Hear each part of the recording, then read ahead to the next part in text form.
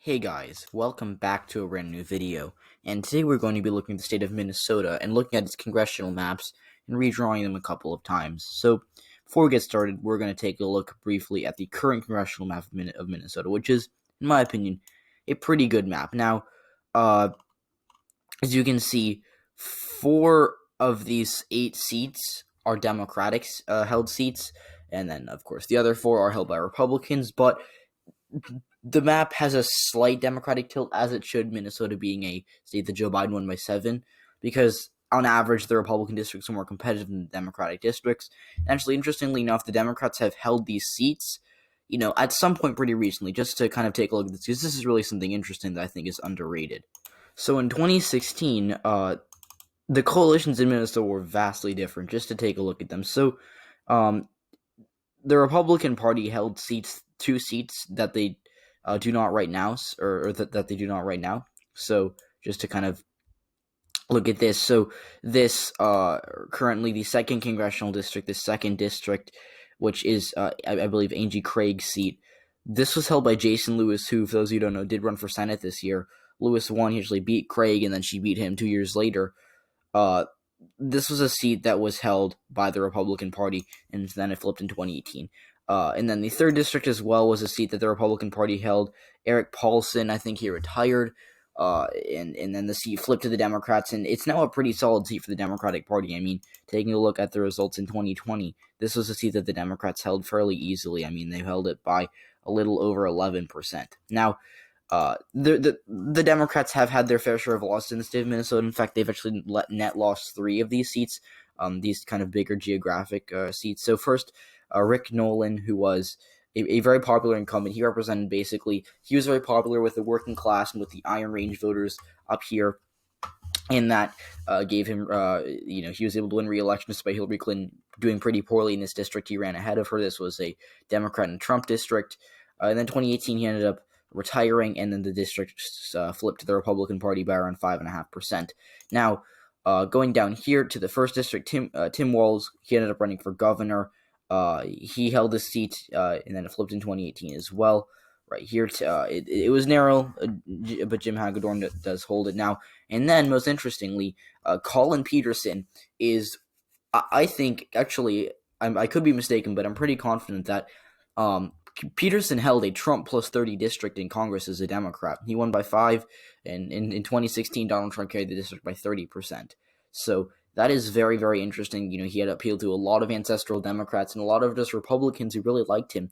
They voted for him in 2016. And then in 2018, Peterson did actually win re-election by around 4%. So he won. Now, he actually lost re-election in 2020. He lost by a lot. He led to Michelle Fishback, and this was probably the Republican Party's main target for a pickup. I mean, this being basically rural Minnesota, which, again, rural Minnesota isn't necessarily as red as other rural parts of America, but it's still a pretty red region that the Republicans knew they had an advantage in, and he lost re-election by 13.5%.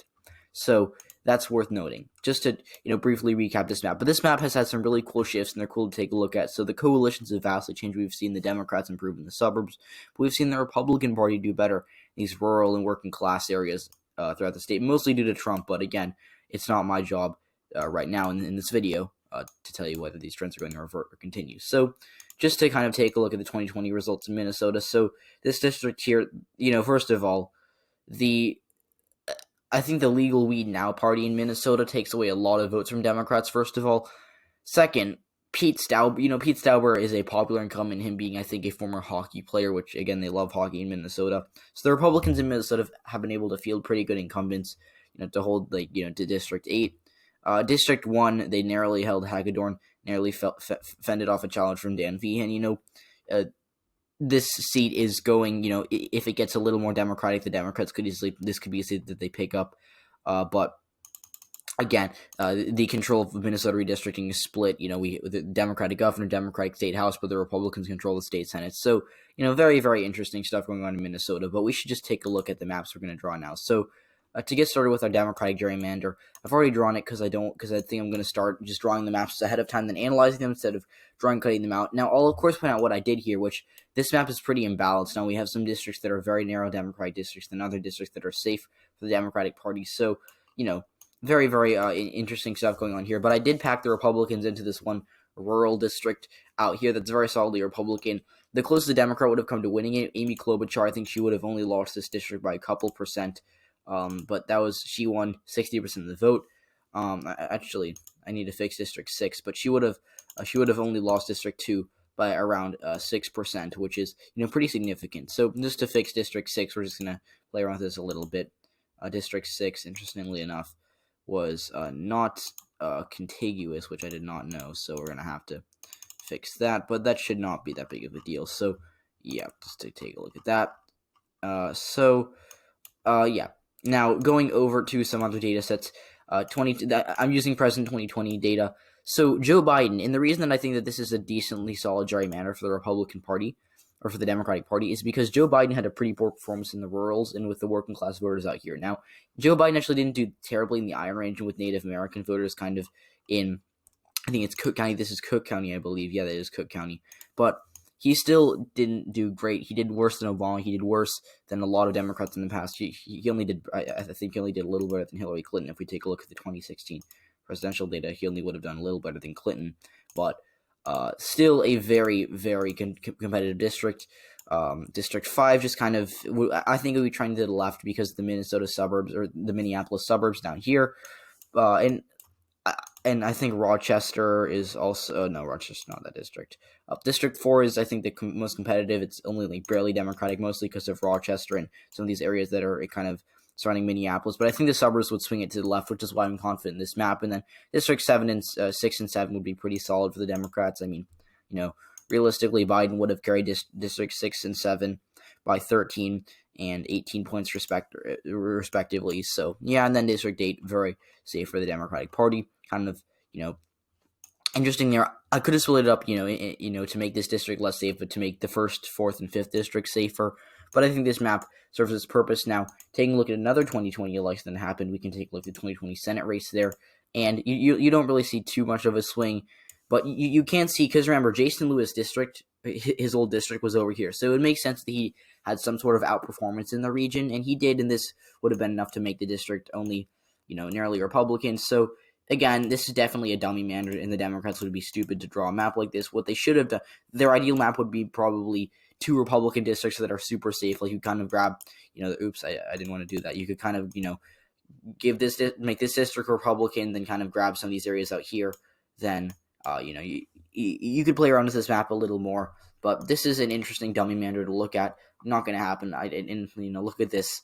This first district is atrocious. It looks okay up here, but you have some, jagged lines down here, and then you just grab a bunch of Minneapolis to make the district blue. So a really bad district, to be honest. But, and again, this is a terrible map, but just thought I'd show you. Now, taking a look at a map that I made a while ago, as I could not find it on DRA, what I would have loved to do is play around with it on DRA, but I couldn't for whatever reason. But luckily, I did post it on Instagram. Now, I'm actually using this signed out because I usually don't, most people don't use Instagram on their computer, and when I do social media in my videos, it's mostly Twitter. But essentially, this is a map I made a while ago. I posted it 5 weeks ago, so back in the beginning of April. This map was a map that was a Republican gerrymander that packed the Democrats into 2 districts. And again, as you can see kind of down here, I grabbed Rochester plus the Minneapolis suburbs to make a super Democratic 7th district, and then the 1st district is basically Minneapolis itself. So yeah, that worked out very well for me, and I did achieve my goal when I made the map of trying to make a 5-2 Republican map of Minnesota. But the reason that this would never work is because at the time of this map being made, this was before the census, and Minnesota was actually supposed to lose a district, but they were incredibly high return rate, like barely salvaged them the district that they would have lost. So, yeah, but still, I probably would have been able to draw maybe a 5-3 Republican map, but with these 7 districts, I was barely able to pack the Democrats into 2 districts, and all these Republican districts were very, very, very close, especially the 6th and the 3rd district. Now, the 4th district was decently Republican. It does stand out for it's a little more red, but it's still not very red at all. And as I point out here, Amy Klobuchar would have won all 7 of these districts by pretty convincing margins. So, as Let's Gerrymander USA says, that would fall over very quickly. Now, taking a look at our fair map, this is a map that I'm pretty proud of, and I think, for good reason. Now, first taking a look at these statistics, again, all these districts are contiguous, And Minnesota, again, does not have a huge minority population, although District 7 is decently representative of the state as a whole. District 7, of course, being this blue district in the middle. Just to take a look at the demographics right here. Only 7% of Minnesotans identify as black. So we do have a district that does, give them pretty good representation. Now, taking a look at the current map again, they do have a district. I believe Minnesota does have a district that is, has a sufficient amount of black voters. Actually, it's the 5th district, which is around 14% black and 25% minority. So right here, so it's the districts in this map that I made are they're a little less diverse on average, but these districts do still have a sufficient amount of African American communities. Now, the population deviation is actually greater than the 0.75% population deviation, but again, I think it would shift over time, and we can actually fix this right now, and I'll show it what it would look like, since it was kind of bothering me. So yeah, I did just fix the map a little bit, and the population deviation now not a problem, because that was kind of bugging me, but just to show this map again, very minimal change, but as you can see, this does generally keep communities together. Now, the only issue that I had with the map when I made it was that I felt that, there is kind of a bit of a divide, between some of these areas. Now, there are some rural Minnesotan areas that I actually did split on accident, like this Native American community over here. So I think it might actually not be VRA compliant as a result of this very small Native American community that I actually can literally flip right now. Actually, now that I think of it, it's a very small community, so I can put these together. But yeah, and then I did make a point of keeping these Native Americans, the Tonopah Reservation, intact under that one district. But I'm pretty satisfied with this map, and especially because it does represent the partisanship of the state pretty well. Unfortunately, it is only 7 districts, which is annoying. And if I did make another district, it would be a 5-3 map, and I can show a 5-3 map later in this video, which I'm actually gonna make later in this video. I'm gonna make a 5-3 map of Minnesota. That would be fair, but in this map again, you can kind of see that the 5th district and the 4th district are kind of like the northern Minneapolis suburbs that grab a little bit of the exurbs. So these would be trending to the left, as with the 6th district, which is kind of similar to Jason Lewis's former district, again, being a district that was suburban Minneapolis that's shifting to the left pretty quickly. The 3rd district, I don't really know where it's trending politically. I do know that its population just mostly comes from these southern rural areas. I think Blue Earth County would be the major population center, if I'm not mistaken. Blue Earth, with around 66,000, would be the most populous county. Actually, no, it would be Olmsted, I believe. No, that's Rochester, and that's in the 6th district. But yeah, kind of a larger district than the 1st district, similar to Colin Peterson's former district, now Michelle Fishback's district. Just your average rural district that's big in land size. And I did put the Native American reservation kind of up here together. And then the 2nd district is a working class district in its population center. Mostly, a bit of suburban Minneapolis makes it competitive for the Democrats. Plus Duluth over here, you have Duluth, which is among the largest cities in Minnesota. Plus you have some Native American areas up here, up in Cook County. That would overall make this district pretty competitive. And with the right Democrat, they could absolutely flip it. But the Republicans, like if they ran a Brian Fitzpatrick type candidate, they could win the 4th or the 6th district, maybe the 5th as well. I'm not sure. But, the 1st and the 7th district very safe for their parties each. So that'll be it for this fair map. I'm not going to get back to you with my 5-3 map. I just wanted to showcase this because I made it a while ago, but thought it aged pretty well. So now this is the 5-3 map that I made.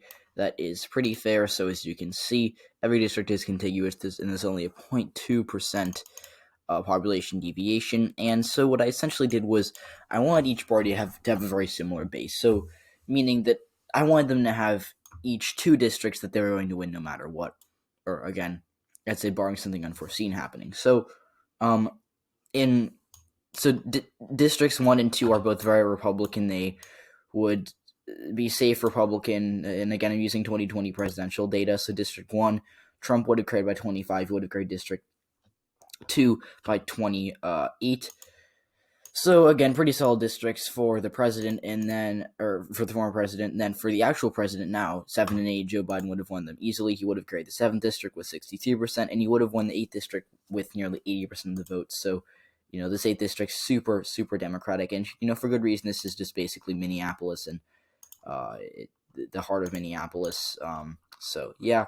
Now there are four districts that could go either way, and there is a path realistically for the Republican Party to have the majority of Minnesota seats.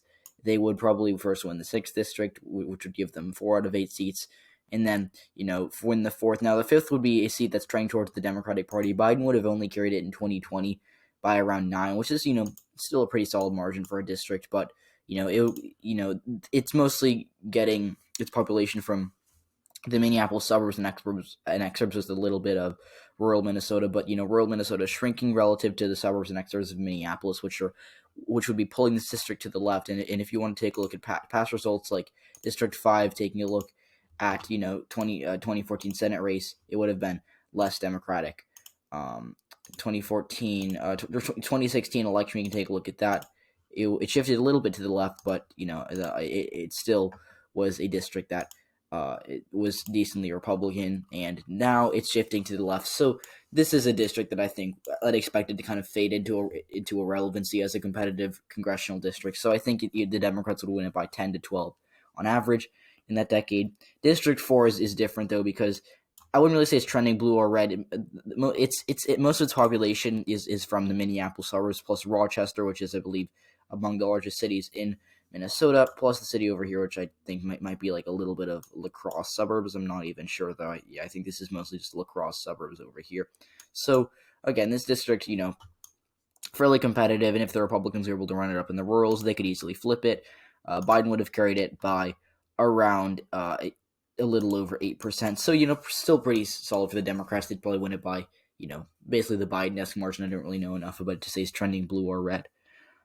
So those districts I would say are pretty safe for the Democrats. Now, District 6 is a different story because, it's obviously very solid, or not very solid for the Democrats. It's a very competitive district. Biden would have only won the district by around 2, and he would have carried it with less than 50% of the vote. So, if the Republicans could make just a tiny bit of inroads in the Minneapolis suburbs and do a little bit better in the rurals, they could easily flip the district. So this district game, again, very competitive, but the map still advantages Democrats, which it should, because, Minnesota State, the Biden won by 7, so it would make sense that they'd have a majority of congressional seats here. Now, the last district that we haven't talked about is the 3rd district, which I know might look a little wacky, but it's designed to keep coalitions together, which it kind of does, because you can see with the Iron Range up here, we have a lot of more working class voters that, shifted to the right. Now, if we compare, a good Democratic working class performance, like the 2018 Senate race, Amy Klobuchar was loved by the working class of Minnesota, and she did very well. Trump, there were a lot of Trump-Klobuchar voters. Klobuchar won her Senate race by 24, Biden only carried the state by 7. So there was a 17-point outperformance by Amy Klobuchar over Joe Biden. So, again, there were a lot of working class voters in the Iron Range up here that shifted big towards Trump in 2020, but voted for Klobuchar in 2018. So Klobuchar, she would have won a lot more of these voters. So, she would have carried the district by a pretty good margin. In fact, she would have actually won the 1st district narrowly and only barely lost the 2nd district. So, she obviously, it'll be very hard for Democrats to replicate her performance at a statewide level anytime soon. But, there is a path for Democrats winning this district if they get the working class support Klobuchar had. So, for that reason, I don't think it's trending blue or red. Now, I think that Trump, he was a strong candidate in the Iron Range, but he was a weaker candidate because it kind of grabs a little bit of the Minneapolis suburbs down here. So I'd expect this district to be around R+5 on average. Maybe, this is the 3rd district, I believe. Trump would have carried it by 3.3%. So, your average leading Republican district that could easily flip to the Democrats. Now, if they found a Colin Peterson type candidate who had incredible appeal to Trump supporters, they could maybe flip the 1st district. I mean, it's a little less red than the 2nd district, and Klobuchar would have actually carried it. If we can take a look at the 2018 Senate race, the data for that race, the 1st district would have gone for Amy Klobuchar. She would have only carried it by around 4%. The 2nd district would have been the closest. Klobuchar would have lost it by around 2%, and she would have easily carried these other districts, especially the 8th district. She would have got over 80% of the vote there. So, again, I think this is a pretty good map. Again, this is just mostly kind of a rough estimate, and I don't spend a ton of time working on these maps, but, it's important to look at them, and ideally this would be the map, because I think it is pretty representative of the electorate as a whole. So, with that being said, I think I'm going to wrap up this video. So just to show you in conclusion, we have our fair map, which would be ideally the map. We have the Democratic gerrymander, we have the Republican gerrymander. So, yeah, and I think that's going to be it for this video. So, thank you. I'll see you on the next one. Goodbye.